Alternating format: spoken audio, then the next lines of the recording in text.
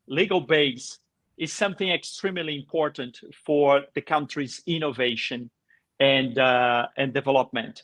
So I think there are a lot of people advocating in order to protect privacy, but not so many people trying to bring some balance between innovation and data privacy. I do work with data privacy. I've been working with this for more than 10 years. I have managed more than 200 projects all around the world, but I'm not so crazy about data privacy because I feel that our job is to bring the balance between keeping innovating and at the same time protect the privacy of people.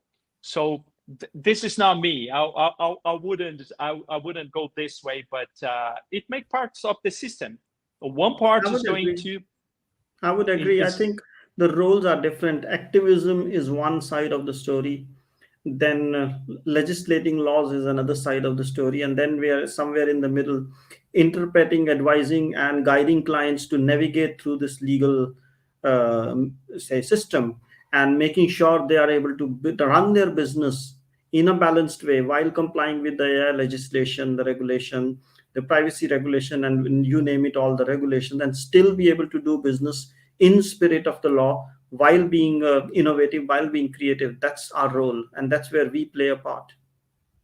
yeah, that's the part I like about our job, to be innovative in trying to bring solutions lawfully to our clients. There is one another topic here that for me is very interesting, which is Google Analytics. I want to hear from you your opinion. I would appreciate if you could share with us your thoughts on the Google Analytics. First, explain what's going on, and then I want to hear from you your opinion on that matter as well. I don't know if you picked up my LinkedIn poll a couple of hours ago. I raised a question saying I spoke to a Google person, and they were convincing me that Google Analytics 4 is now more compliant or compliant with the GDPR. And so I said, okay, I have an opinion, of course, but let me ask my fellow privacy professionals in my network. So I did a poll, and already by now, of the latest numbers, because I was reading through, about 30 people replied, and about 25 said, no, it's not. But let's first slice it into different parts. What is this Google Analytics story? Well, as we all know, as privacy professionals, or as privacy laws request that people are tracked only after consent, or should not be tracked otherwise. But Google Analytics provides mechanism which you put on a website, and it starts to track a person, what actions are being done, where the person is going, even after the person has left the website. Now, insofar you don't collect personal information, it's not invasive. But where I have a difference in opinion is, if you have to install Google Analytics, it should be after the consent. So it should not activate, it should not start tracking till a person has consented. And if the person says no, there should not be any tracking. That's the first thing. And even if there's tracking, do not do invasive tracking. Be respectful of people's privacy and track website parameters. Your how many visitors, which location, what are they doing on website, but not it's Marcio, it's Punit, not that level. So there's some balanced opinion that is needed. At the moment, the way I see is people say Google Analytics is tracking. Yes, it is tracking. Facebook Pixel is also tracking. The LinkedIn Pixel is also tracking, and there are so many pixels and so many trackers in the market. So let's not put Google Analytics in one spirit, because all of them are from US companies, most of them. All of them more or less do the same thing with a little bit left, little bit right. Of course, Google has more clout and cloud as well. So, and that allows them to combine and aggregate and create data sets. So my personal opinion is it's not a black and white story. Yes, there are challenges with current version of Google Analytics, but if used prudently, based on consent and not collecting personal information or sensitive information, there is a place for it. Does Google Analytics will allow for it? I don't know, because I haven't done the research. The current one, there are some concerns, and I believe, I mean, like any other prudent company, Google or Facebook or everyone, those who have a pixel or a tracker, even Active Campaign has a tracker. So if those trackers are to be successful, they have to be consent based and based on choice. But I changed the topic from technology to maybe other story. If I have a shop, because I was talking to an interesting gentleman a few weeks ago in my podcast, and he gave me this example. So I borrow it and use it. He said, if I have a shop, am I allowed to see who's coming, make my mental notes, and make it in my copy? Yes, you can. Nobody can stop you. But you cannot take those notes and send it to your next door neighbor and saying, hey, this person came in, I made these notes, he did this on my website, maybe he's interesting for you, he didn't buy my shirt, but he was looking at the black one, you specialize in black shirts, why don't you sell it? So I am making notes, that's perfectly legit. I sharing my notes? No, that's outside the boundary. It Now we makes are in sense. a technology space. My website is my shop, and I'm allowed to do a few things. In so far, now the technology complicates. My notes and my head is coming from the Google, and that's Mhm. where the issue rises. That's where the issue becomes complex. But I think the intention is make your notes, but don't share it. If we can enable that, we will have a good solution. Yeah, I think when you take your own notes, there might be some legitimate interest once the person is interested in that store, in that kind of product, and that we are establishing a relationship. It's fine. But Yeah. I agree with you. Once we share this and we actually we sell, we don't just share because we gotta be paid to share that data. That changes the whole perspective, and I do agree with you. Yeah, but you Um, mentioned then three things. One is collecting information, that's okay. One is using that information for yourself, that's okay. mhm, Third is sharing information, no, to be discussed. And then is selling that information, no way. Selling, mhm, no way. Sharing, debatable, mhm. context based, if no personal information. Using, everyone would be fine. But at the Oh, moment, sure. technology crosses those three boundaries and makes it one Mhm, simple mhm. tracking. Uh-huh. And what has the European data privacy authorities been doing regarding Google once we are talking about, Google Analytics? Well, that's an interesting question, indeed, very interesting. And that leads us to, I think, some time back when Google was fined in France. CNIL fined Google and even Amazon for almost 100 million each, something like that. And that was usage of cookies, which goes hand in hand with tracking. Then on Google Analytics, different data protection authorities in Europe have issued their views, some even going as far as saying they consider the usage of Google Analytics as non legitimate or incorrect or should not be used. And I follow their rationale, I follow their reasoning. And that's why we are talking about this Google Analytics 4, which is supposed to be or branded as or proposed as or being marketed as saying this is the new version, it's less intrusive tracking, it will allow you for cookie based consent, and it will allow you to pick and choose what you want to collect. How far, we don't know, but yes, the European legislators or the authorities have gone as far as making it not legitimate to use Google Analytics, some of them, and even more and more are coming up in that direction. And I think that's a sign of times to come. It all links to tracking and cookies, which all websites are doing. There is something which needs to change. There is something which needs to give in. You cannot collect tracking or cookies at each website level. You need to have it at browser level or at other level. You can set your preferences at that level. Sites can choose first parties cookies, in my opinion, can be okay. Second party and third party is where we have to, third party is absolutely no, and second party is debatable. But again, that can Mhm, be consent based, but browser based consent rather than every website I have to consent. That's not done. And that's why if mhm. it's not browser based, that's why we have the incognito or private browsing, wherein you say, I want to supersede or go out of my normal settings. Okay, okay. Um, is there any other topic that you feel that people should, learn a little bit about when it comes to the updating the data privacy in Europe and the GDPR? I think the thing that we do also, and most people don't know, is what I would like to say. We are in the business of advisory and consultancy, but one of the things we both love is, and we love to talk about it, and I think it's important your audiences also understand that it's important to consult, it's important to advise, but end of the ownership of this privacy implementation is with the business, and for that, there's an important dimension that people are trained, and there is a role wherein most companies think, okay, let's create an online training of 30 minutes, next, nobody reads or nobody listens, and then in the quiz they hit and trial and pass through. That's not the way. What you need is some specialist who does a engaging conversation and a dialogue, and which is more department specific, job specific. Like, for what you will tell marketing, you will definitely have an example for Google Analytics and cookies. What you will tell procurement will be examples about third party management and data transfers. So you need department specific. You just cannot say, this is privacy, these are the principles, these are the rights, these are the rules, now go and comply. It doesn't work like that.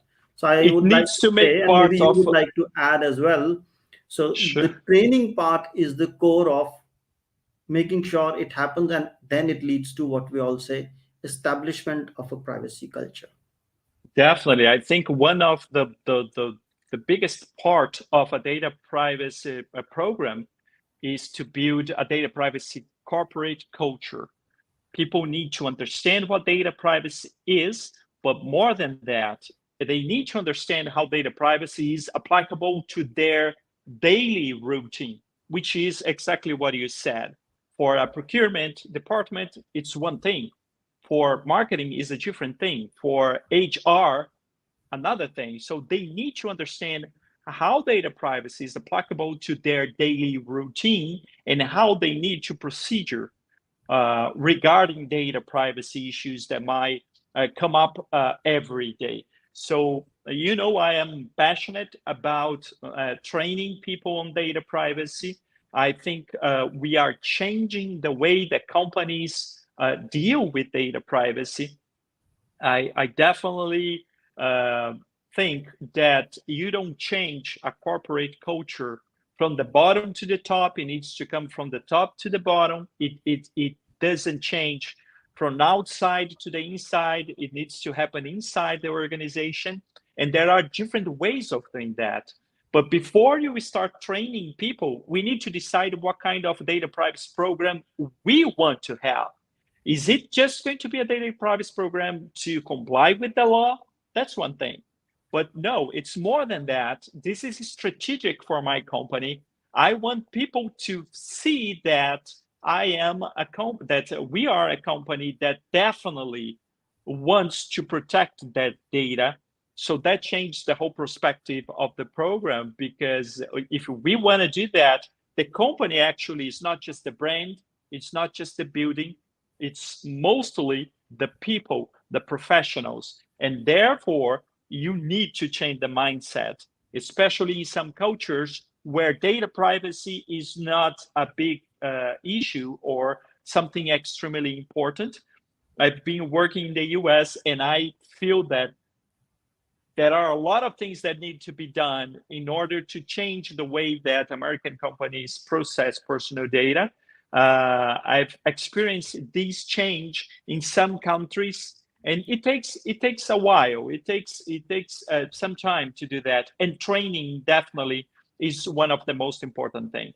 Um, I think it's about time to people start to understand that we are talking about a program. It's not even a project. From the PMI or the Project Management Institution definition, program is a group of projects, and definitely data privacy program is it's represented by a bunch of different data privacy projects. One is to do the assessment, decide what we need to change. Once we decide what we have to change, we need to draft a new data privacy policy, because everyone will have to follow that new those rules.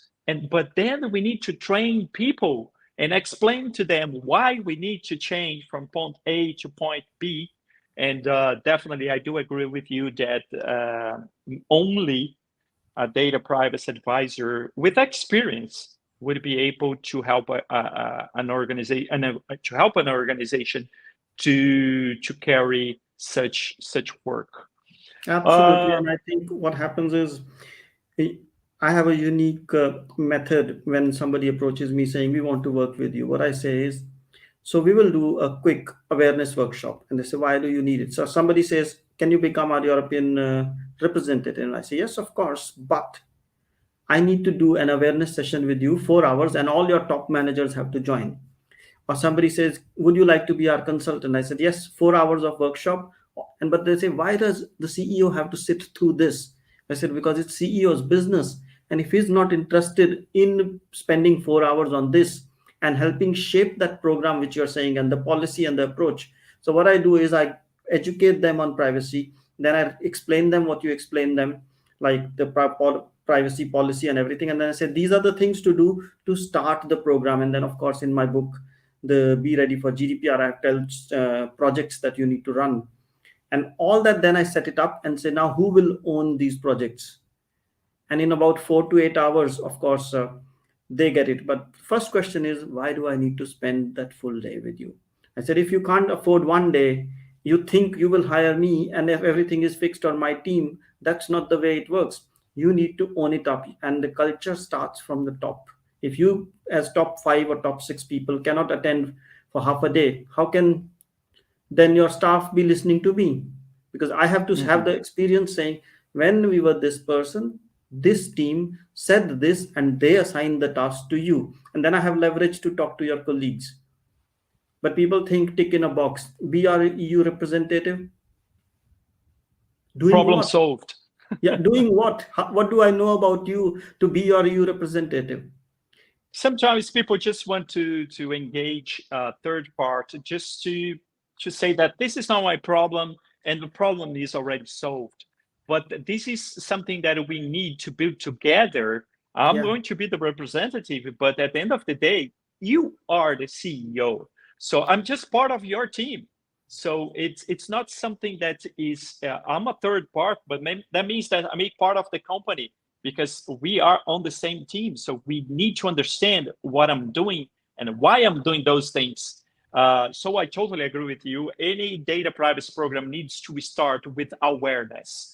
The C-level needs to understand what we are going to start doing here, and they need to collab with us, because if they don't, it just doesn't work. As I've said, I have worked with more than 200 programs in different parts of the world, and I got to tell you that few of them were not successful. And I would say that probably 90% of them, why they weren't successful, it was because the company didn't understand the importance of that project. They didn't, and some of them don't understand that it's a program. It ends. But after the program ends, once you implement a program, it becomes a process or many process, and that never ends.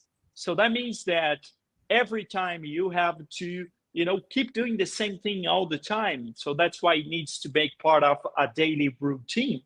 But as I always mention, it's a question of making people understand how it works. In some parts of the world, people already understand that. In some others, they are just beginning, and some others, they just don't want to change the status, the co-status. They want to keep the way it is, and that's fine. Each one needs to decide what they want for their own lives. But once we are living in a world where things are connected, data privacy nowadays is global, and we definitely need to understand how we will have to manage a global data privacy program sometimes. Most of our clients are international companies, multinational companies, and the global DPO or CPO, the Chief Privacy Officer, will have to deal with data privacy programs in different parts of the world. So what we try to do here in our podcast is bring this kind of debate. Hopefully, we have done that today. So Punit, I appreciate your spending some time with us. It's always a pleasure. So thank you so much. Thank you so much, Marcio. It's always a privilege and a pleasure to talk to you, and thanks for having me. Okay, thank you, guys. Don't forget this coming November, our data privacy bootcamp in Miami. Igor Nakajima from Frost Todd Brown will be part of our team. He's going to be the instructor to talk about the California data privacy regulation. That includes the CCPA and the CRPA and the 60-page regulation from the general attorney. Also, he will also talk about the Colorado data privacy regulation, Utah, Connecticut, US bipartisan data privacy bill. And I will also talk about how to deal with the data privacy management program and some updates on the European GDPR. At the end of our event, we are going to debate the new transatlantic data privacy framework between the US and Europe. So thank you so much for being with us today. We are live on LinkedIn. In a couple of hours, we are going to upload on our YouTube channel, and at the end of the day, Spotify is going to be available. So thank you so much.